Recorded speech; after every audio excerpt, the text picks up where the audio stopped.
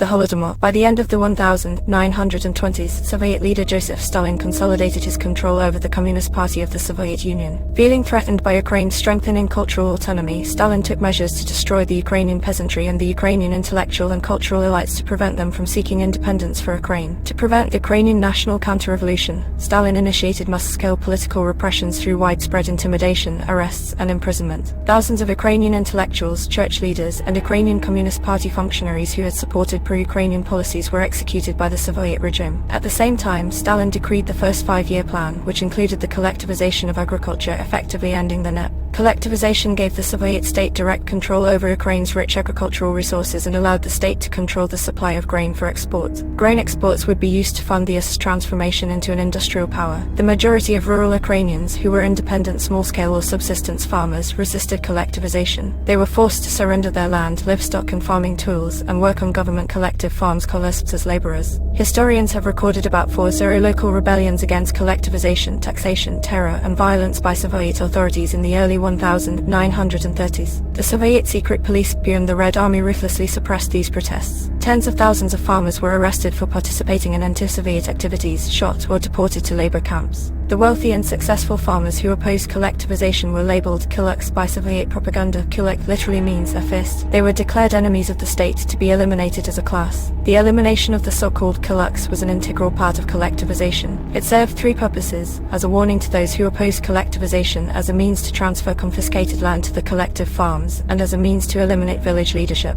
Thus, the secret police and the militia brutally stripped kulaks not only of their lands but also their homes and personal belongings, systematically deporting them to the far regions of the USSR or executing them. These mass repressions, along with manipulation of state-controlled grain purchases and collectivization through the destruction of Ukrainian rural community life, set the stage for the total terror by hunger.